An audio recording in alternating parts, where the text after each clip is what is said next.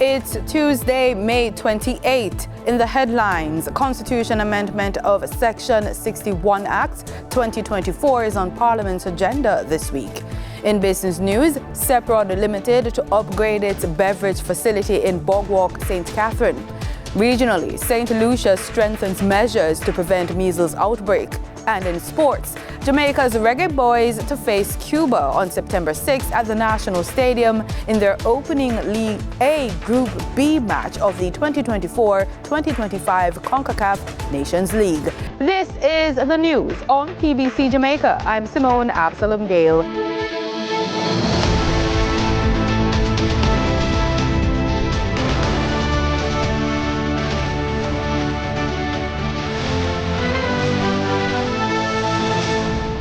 Parliament will be making its most definitive move in Jamaica's journey towards independence today, May 28.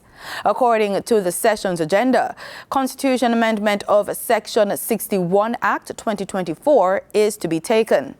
Section 61 of the Constitution states in subsection 1 that, quote, in every bill presented to the Governor-General for assent, other than a bill for a special act, as defined in subsection 3 of section 37 of this Constitution, or a bill presented under section 49, 56, or 57 of this Constitution, or a bill for an act to which section 50 of this Constitution refers, the words of enactment shall be as follows.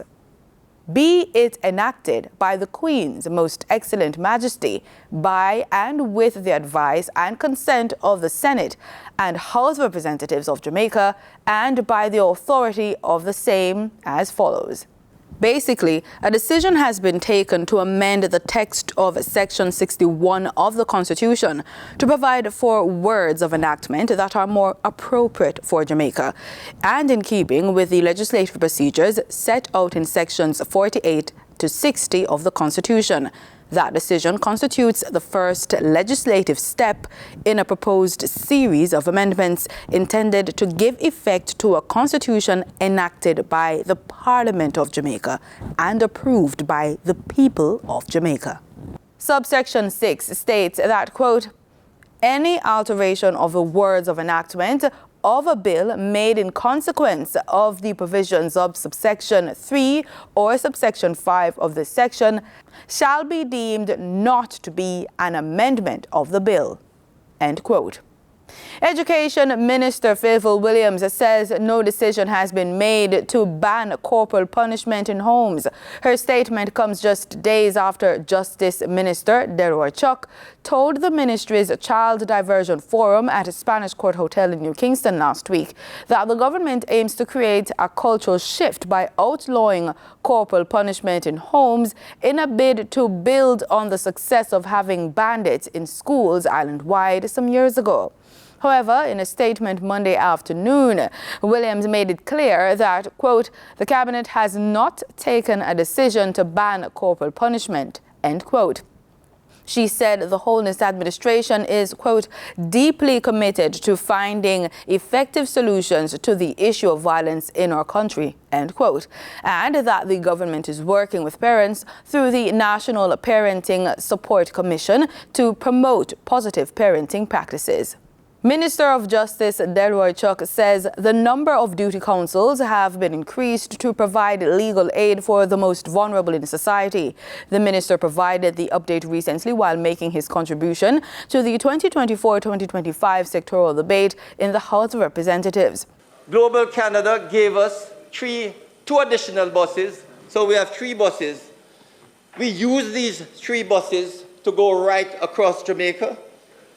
Schools, various events, and I've traveled with them across all the parishes so that they can provide legal advice. Anyone who needs any legal information can get it from them.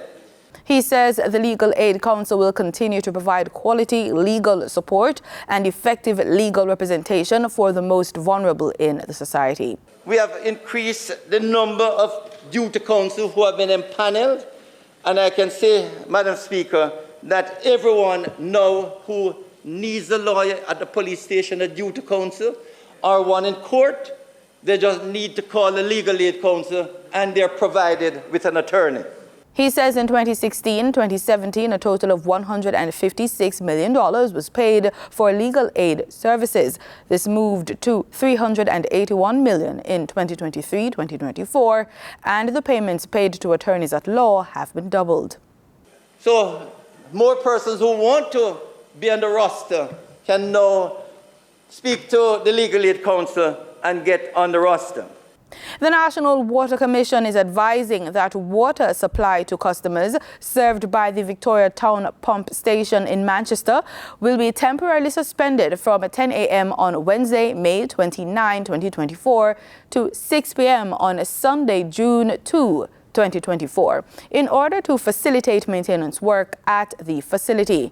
According to a press release, the National Water Commission says areas to be affected include South Manchester, Victoria Town, Queenstown, Pewsey Hill, Campbell's Field, Cassava Peace, Asia and Warwick Hill.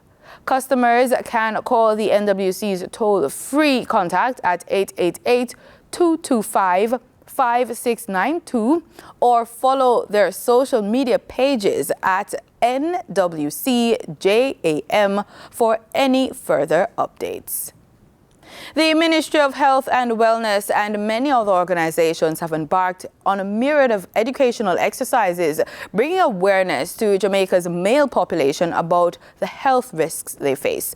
Over the weekend, the Jamaica Cancer Society St. Anne and St. Mary chapter put on a massive health fair for the men in the Ocho Rios area. Melvin Pennant was in attendance and filed this report. Over 500 men pre-registered for the health fair hosted by the St. Anne and St. Mary region of the Jamaica Cancer Society. The event saw men from all over converging on the Turtle River Park in Ocho Rios. It's been nice. People are helpful, orderly. It's a good endeavor. Convener of the health fair, Dr. Marie Brown, consultant urologist at the St. Anne's Bay Regional Hospital, had this to say about the trajectory of men's health.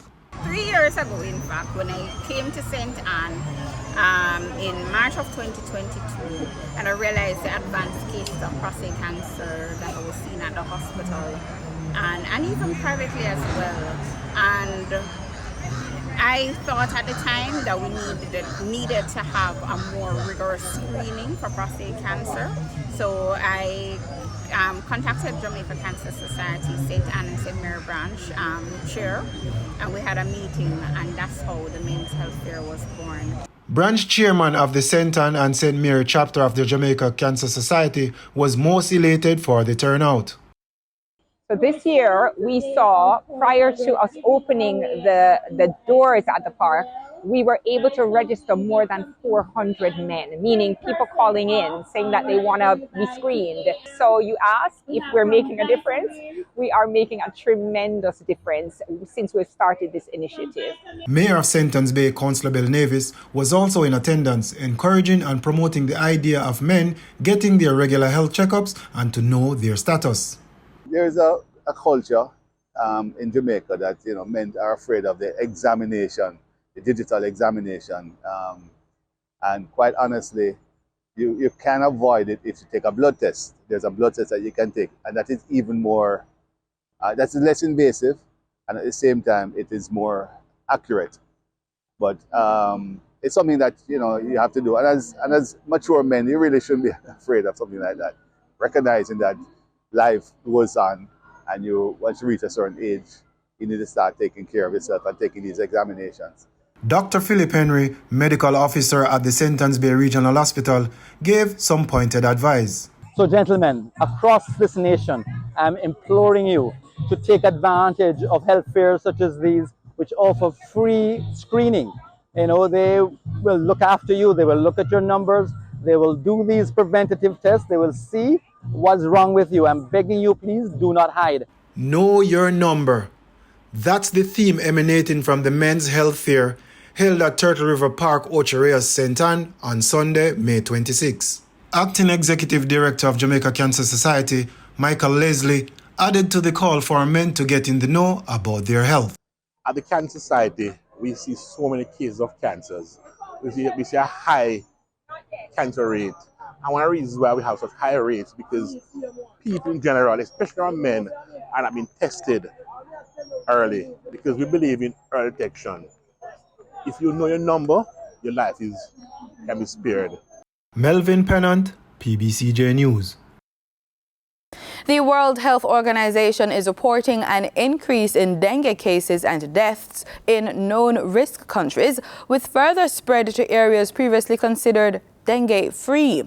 An increase in dengue cases has been reported across the Caribbean, with the region reporting a threefold increase to 62,460 cases in 2023, a significant rise from the 20,349 cases in 2022.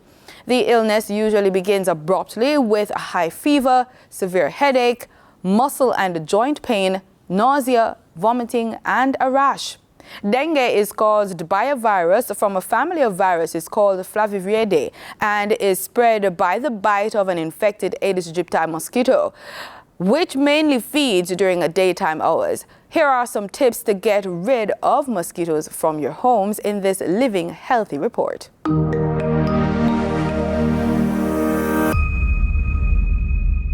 You are part of this. We are united for health.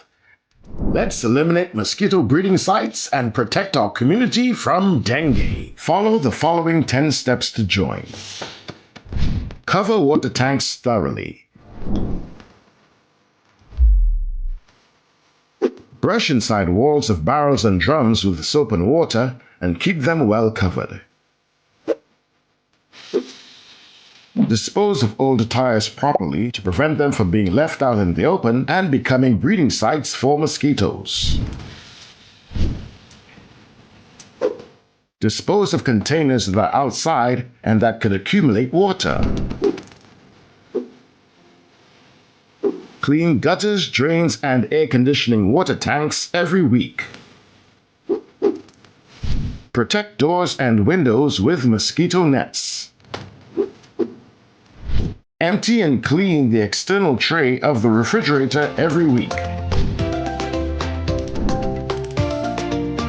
Change, wash, and drain water from flower vases and flower pot trays once a week. Wash pet water bowls at least once a week. Empty unused swimming pools and keep them dry. United for Health. Join the anti-dengue team now. Time now for the business report with Denise Williams.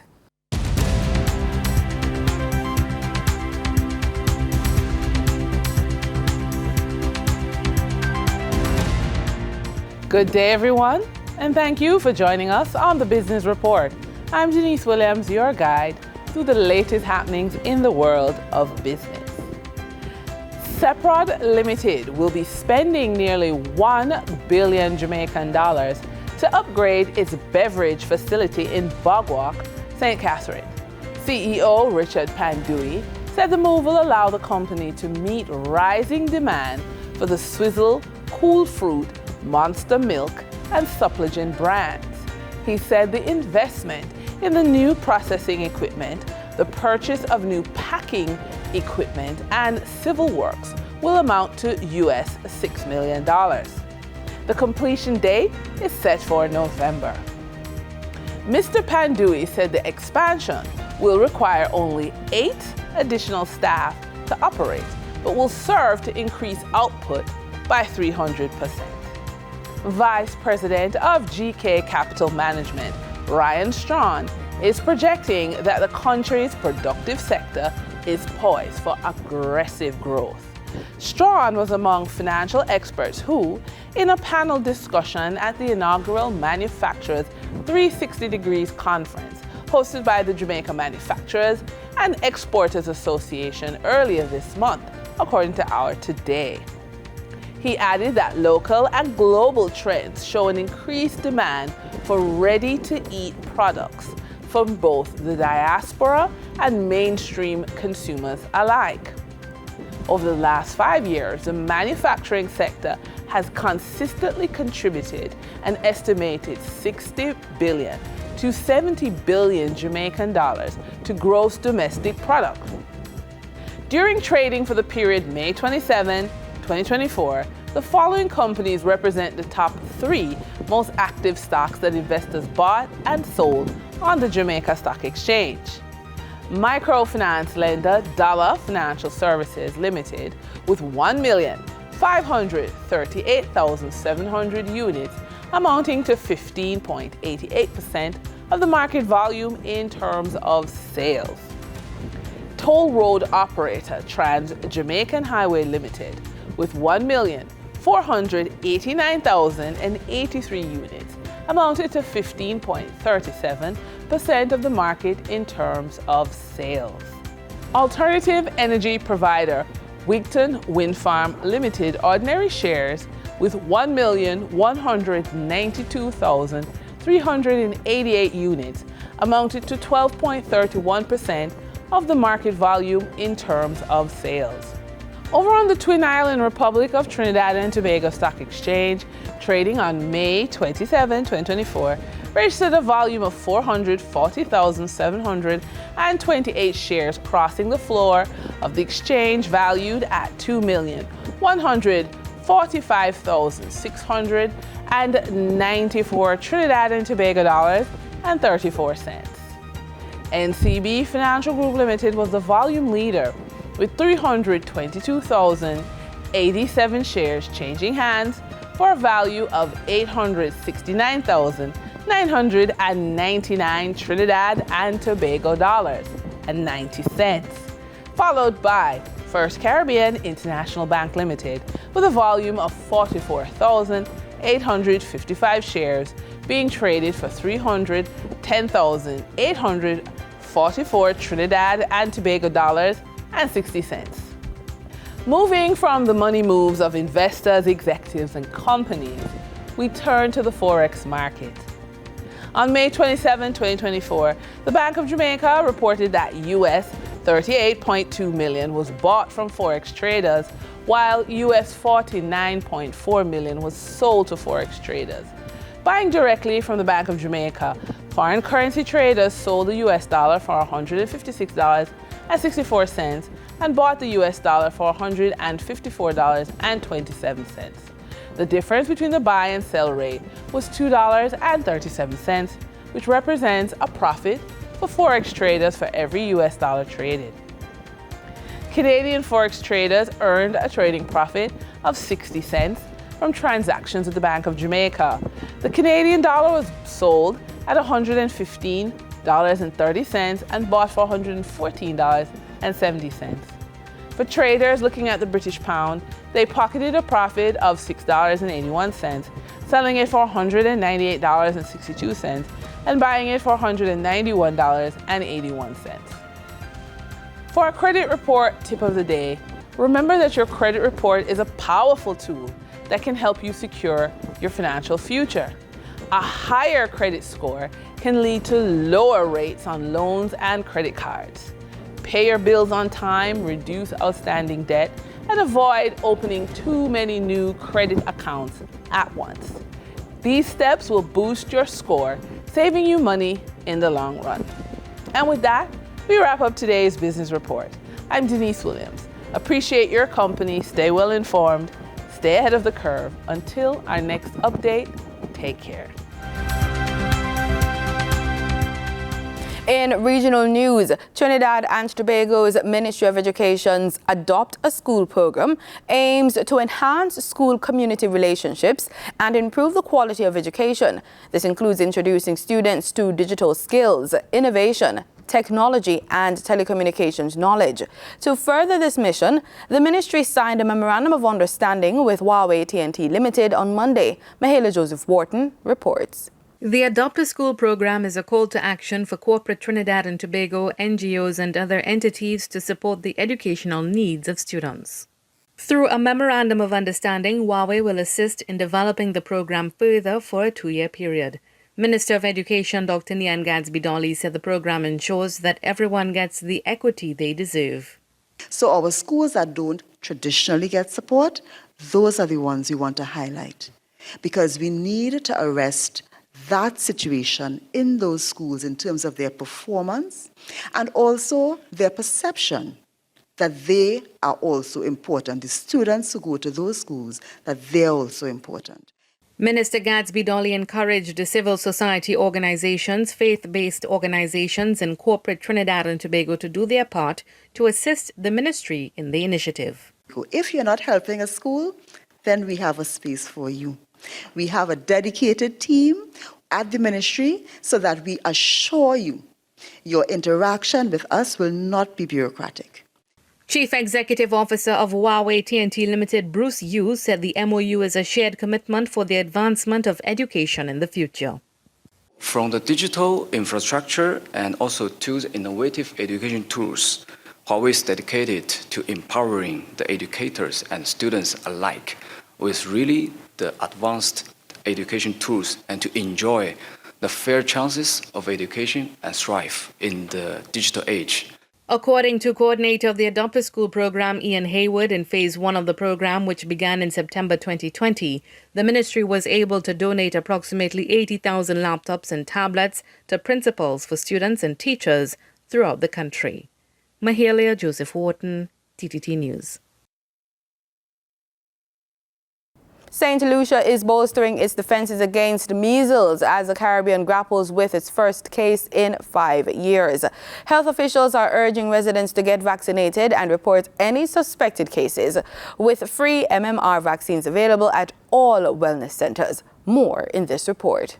The Ministry of Health is urging residents to be vigilant as the Caribbean faces its first case of measles in 5 years. Dr. Michelle Fassois, national epidemiologist with the ministry, explained the importance of vaccination in preventing the spread of the disease. As the island prepares for the increased visitor arrivals for the men's T20 ICC Cricket World Cup matches and the anticipated carnival celebrations, the Ministry of Health, Wellness and Elderly Affairs remains vigilant of outbreaks in many of the countries globally. Measles is considered one of the most contagious diseases in the world, meaning that it is spread very easily when an infected person talks, coughs, or sneezes. One infected individual can infect almost 90% of their close contacts. Being vaccinated is the best way to prevent getting sick with measles or spreading it to other people. According to the World Health Organization, prior to the introduction of the measles vaccine in 1963, there was an estimated 2.6 million deaths annually. The vaccine is considered a safe and effective method of helping your body fight off the virus. Dr. Fassois highlighted the potentially severe complications of measles. Measles cases surged globally during the COVID-19 pandemic due to disruptions in immunization programs. As a result of this, in 2022, an estimated 136,000 people died from measles, and in 2023, the world recorded a 79% increase in measles cases compared to the previous year. Signs and symptoms of measles usually appear between 10 and 12 days after exposure to an infected individual, but in some individuals, it may take as many as 21 days to develop. Symptoms may be similar to that of the common cold and include fever, cough, runny nose, and conjunctivitis, also known as pink eye. People may also develop whitish spots in their mouths, followed by a rash, which starts on the face and spreads to the entire body.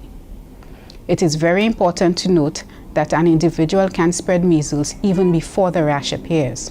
In fact, the infection can spread up to 4 days before the rash appears and as many as 4 days after the rash develops.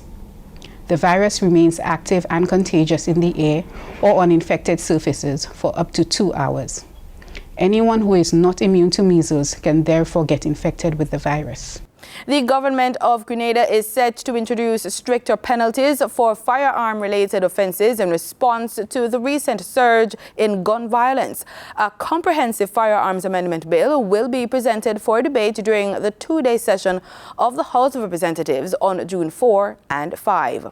The 28-clause Firearms Amendment Bill proposes significant changes to curb escalating violence by imposing harsher consequences for gun-related offenses. For example, an offender could face up to 20 years in prison on a summary conviction of unlawful possession of a firearm or ammunition and up to 40 years in prison upon conviction on an indictment. Carrying illegal firearms in public places could lead to fines up to $100,000 and up to 10 years in prison. Additionally, possessing firearms with intent to cause injury could result in 20 years imprisonment. The bill also proposes fines ranging from $50,000 to $100,000 and imprisonment for 5 to 10 years upon a summary conviction for discharging a firearm in a public place. Upon conviction on an indictment, these penalties increase to fines between $100,000 and $250,000 and imprisonment for 10 to 20 years. The bill also addresses stricter penalties for failing to report lost or stolen firearms and for not complying with police requests. Additional clauses focus on increasing penalties for the unlawful importation, exportation, and transshipment of firearms, as well as manufacturing and dealing without a license. These amendments seek to impose severe consequences on gun-related crimes, reflecting the government's effort to curb escalating violence and enhance public safety. In sports, we kick off with football. Jamaica's Reggae Boys will face Cuba on September 6th at the office in their opening League A Group B match of the 2024-2025 CONCACAF Nations League. They will play 2 matches in September, as they are also scheduled to play away to Honduras on Tuesday, September 10. The Jamaicans will also play away to Honduras on Thursday, October 10, before hosting Honduras in a return leg match 4 days later on October 14 at the National Stadium. Now on to the tracks with athletics. The Sagicor Foundation has committed to $11.5 million in sponsorship to the 39th staging of the Jamaica Teachers Association Sagicor National Athletics Championships. The 2-day event is set to take place on June 7 and 8 at the National Stadium. The sponsorship from the Sagicor Foundation will contribute towards various aspects of the championships, including venue preparation, athlete support services, and logistical arrangements. And that's the news on PBCJ. Thank you so much for watching.